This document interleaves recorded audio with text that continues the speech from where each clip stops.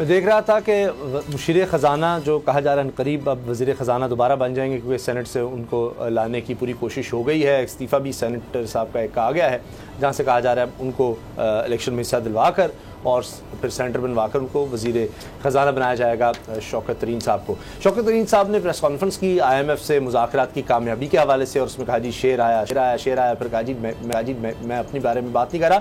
IMF के बारे में बहुत पूछा जाता था जी कि इनसे मुआहदा हो रहा है नहीं हो रहा, तो मैं कहता था कामयाब हो जाएंगे। तो जनाब हम कामयाब हो गए हैं, लेकिन शराइत जो सामने आई हैं ख़ुद उन्होंने जो बताई हैं इंतहाई सख्त हैं। 30 रुपये पेट्रोलियम लेवी बढ़ानी है, 30 रुपये हर लीटर पर अब पेट्रोलियम लेवी देनी पड़ेगी। और इसमें एक ख़बर ये भी है, इसको मैं कह रहा था कि जनाब एक कम बुरी खबर कहें या आहिस्ता आहिस्ता झटके देने के लिए 4 रुपये हर महीने अब पेट्रोलियम लेवी की मद में बढ़ाए जाएंगे जब तक 30 रुपये नहीं हो जाएंगे। उसके बाद ये खबर भी है कि जी बिजली भी महंगी करनी पड़ेगी, और इसमें कुछ दिन अभी बाकी हैं, चंद हफ्ते बाद ये सिलसिला भी शुरू हो जाएगा। इसके बदले में IMF हमें $1 अरब से ज़्यादा देगा, उसके प्रोग्राम में हम शामिल हो जाएंगे। 12 जनवरी को हतमी मंजूरी होनी है। हमें जो डेवलपमेंट प्रोग्राम है, तरक्याती प्रोग्राम, उसको कट करना पड़ेगा, कम से कम 200 अरब रुपये वहाँ से कम होंगे। टैक्स जो है 5,829 अरब रुपये इकट्ठा करना था, अब टारगेट बन गया 6,100 अरब रुपया। तो लिहाजा अब बाबर साहब इसके अलावा और कोई चारा नहीं था। IMF के प्रोग्राम में सब कह रहे थे, चाहे मुखालफीन है चाहे हुकूमत में है, कि इसमें तो आपको जाना पड़ेगा, लेकिन IMF की जो शराइत है वो बड़ी सख्त है।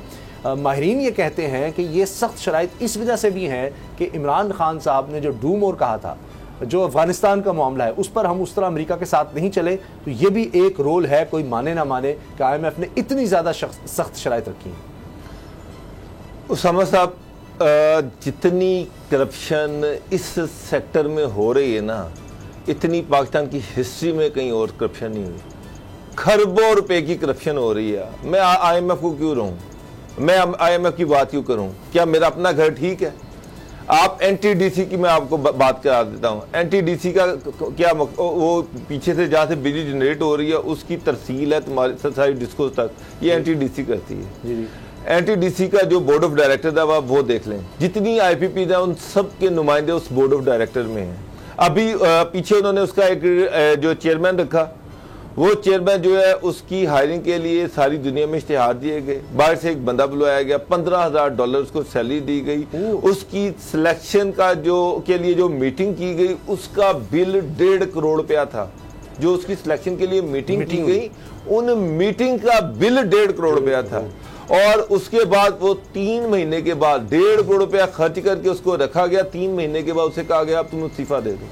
उसके बाद एक नया बंदा इंतहाई जूनियर जो नाअहल है, जो बिल्कुल कॉम्पिटेंट नहीं है, उस बंदे को जनाब एक फेडरल मिनिस्टर के बाप की रिकमेंडेशन पर उसका चेयरमैन लगा दिया गया।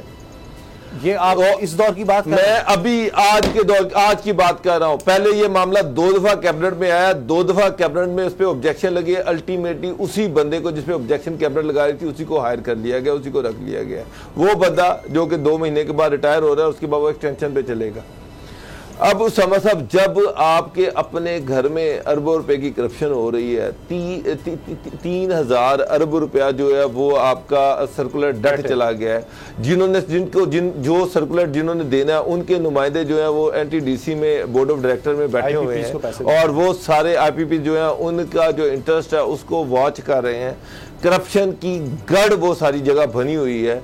प्राइम मिनिस्टर की नाक के नीचे सारी करप्शन हो रही है, और आप अंदाजा लगा लें कि जो ताकतवर है वो अरबों रुपया वहां से कमा रहे हैं लीगली, और वो अवाम जो है उसका जो है वो जनाब जीना दोबर किया जा रहा है। कल मैं डॉक्यूमेंट्स के साथ आऊंगा, सारे डॉक्यूमेंट आपके सामने रखूंगा, एक एक चीज रखूंगा, इन सबको नंगा करूंगा कि किस तरह से अरबों रुपया वहां से लुटा जा रहा है। और दूसरी तरफ से जनाब कह रहे हैं कि जी लाइन लॉसी पे हमारा कंट्रोल ही कोई नहीं है, और जनाब ये जो है ये बिजली दौर पर बढ़ानी है। इनके गरीब अवाम जो है उसका गला दबा दो, और ऊपर जो माफिया बैठे हुए हैं उनकी प्रोटेक्शन ऊपर जो है वो कैबिनेट कर रही है और मिनिस्टर्स कर रहे हैं। अच्छा, आज इमरान खान साहब बड़े खुश हैं क्योंकि गुलाम नबी साहब ट्रैक एंड ट्रेस सिस्टम एक लाया गया है पाकिस्तान में। FBR की तरफ से इस पर बहुत तवील गालबन 10 ट्वीट्स हैं वो की गई हैं कि जी फाइनली हम ले आए हैं। 15 साल से इसकी कोशिश हो रही थी। नहीं लाया जाता था। अब ये सिस्टम इस तरह है कि सीमेंट है, चीनी है, सिगरेट है, तो ये कितनी जा रही है, कितनी मिकदार में बोरियां या जिस तरह भी, तो कोई सिस्टम ही नहीं था। मसलन 100 यूनिट्स गए हैं तो बताया जी 60-70 हमने बेचे हैं, बाकी जनाब दूसरा खाता एक बनाया हुआ है। चीनी में भी इस तरह था। अब ये नहीं हो सकेगा, ये बाकायदा एक ट्रैक एंड ट्रेस सिस्टम होगा, हर बैग के ऊपर एक बाकायदा कोड होगा और उसके जरिए आप उनको ट्रेस कर सकें कितनी बनी मिकदार में कितना गया। तो इससे अरबों रुपया टैक्स इकट्ठा हो सकेगा। अब इमरान खान साहब भी कह रहे थे टैक्स इकट्ठा किए बगैर कोई चारा नहीं है। तो इस तरह अगर किया जाए तो शायद हम ये 6100 अरब रुपए का टारगेट अचीव कर लें, और अगर अगले कुछ महीनों में हम टारगेट से आगे चले जाते हैं FBR, तो ये शराइत जो IMF की हैं ये अगर कुछ नरम हो गई तो ही लोगों को कुछ मिल सकता है, वरना हमारी टीम के बंदे कह रहे थे कि जी यहाँ तो लोग भूखे मरना शुरू हो जाएंगे। देखिए, ट्रैक एंड ट्रेस सिस्टम जो है बहुत अच्छा सिस्टम है।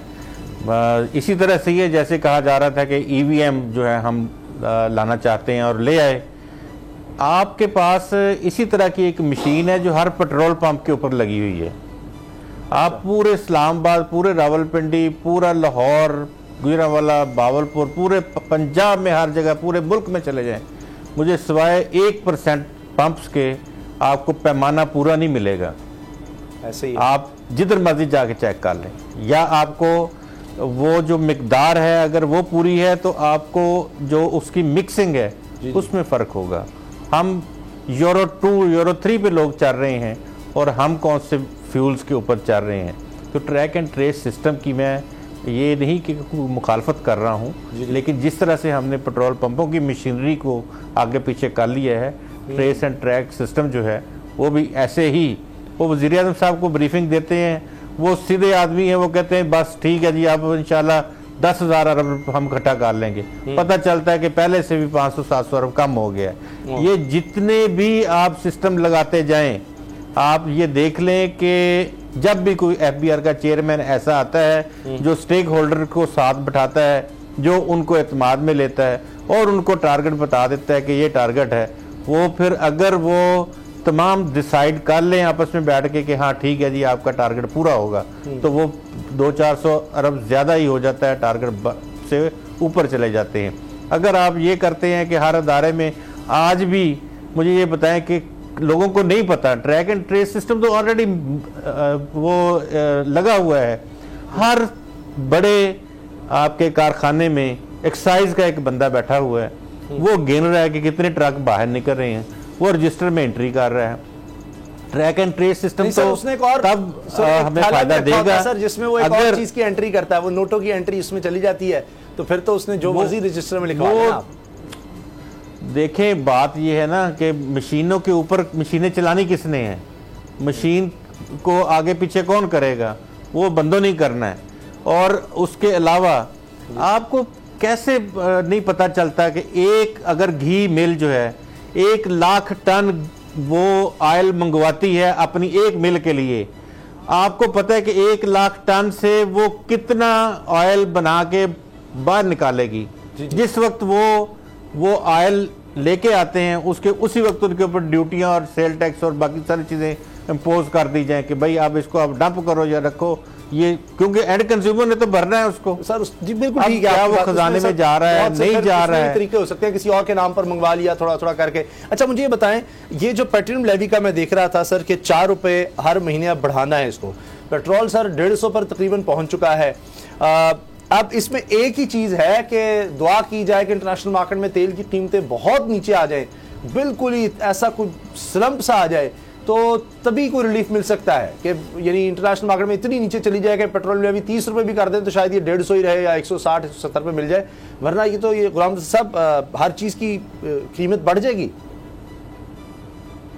ये डाउन ट्रेंड चल रही है, अभी भी डाउन है और आने वाले दिनों में भी डाउन ट्रेंड है। जो मार्केट्स हैं ओपेक भी और डॉ भी वो बता रही हैं कि अभी ट्रेंड जो है वो राइजिंग नहीं है बल्कि डाउन ट्रेंड चल रहे हैं। पिछले महीने की निस्बत इस महीने में जो पिछले 6 रोज़ा या 15 रोज़ा आप कह लें कि वो उसकी निस्बत ये जो आखिरी 15 दिन है इसमें डाउन ट्रेंड चले हैं, लेकिन वो बता दिया गया है कि अगर डाउन ट्रेंड भी चलेंगे तब भी अवाम को कम नहीं मिलेगी कीमत। अवाम के लिए वो इस तरह से होगा कि अगर पैसे कम मिले हैं तो लेवी बढ़ती जाएगी और लेवी 30 रुपीज़ तक ले जाई जाएगी। अब बताएं कि 30 रुपये पर लीटर आप लेवी लगा दी आपने, और उसके अलावा भी टैक्सेशन उसके ऊपर मौजूद है, GST भी है, तो अवाम का कचूमर नहीं निकलेगा तो क्या होगा। इसी तरह से यही जो फर्नेस ऑयल है या दीगर जो प्रोडक्ट्स हैं वो आपकी जाती हैं मुख्तलिफ कारखानों में, IPPs इस्तेमाल करते हैं, फिर ये गैस के रेट्स आप देखें वो भी इसी तरह से बढ़ रहे हैं। बिजली महंगी हो रही है सर, डेफिनेटली उससे बिजली महंगी होगी। अगर बिजली महंगी होती है तो आपकी प्रोडक्शन कॉस्ट बढ़ जाएगी। वो तो पहले हुकूमत ने ऐलान कर दिया है, वो आपको उस तरह से बिजली मजीद दौर पे जो है वो परफॉर्म नहीं कर सकेंगे, बिजली परफॉर्म नहीं कर सकेंगे एक्सपोर्ट्स यूनिट्स। तो आपका देखिए ये सर आखिर में मैं आपको अर्ज कर दूं, ये 50 रुपए यूनिट तक जाना है, ये आप देख लीजिएगा, और डॉलर के साथ पैरिटी में आना है। आप काफी दिनों से बात कह रहे हैं का, और मुझे ये मानना पड़ेगा कि मामला उससे जा रहा है, हालांकि सुनकर मेरा दिल डूबता रहा है और मैं हर वक्त कोशिश करता था कि ना ऐसी बात करें ना करें, लेकिन ये तो वो 200 का आप कहते थे पेट्रोल उस तरफ जाएगा, डॉलर भी आप उसी तरफ कहते थे, यूनिट का भी आप इसी तरह कह रहे थे, तो वो तो मामला उस तरफ जाता नजर आ रहा है। सब्सक्राइब करें और बेल दबाएं ताकि कोई खबर रह न जाए।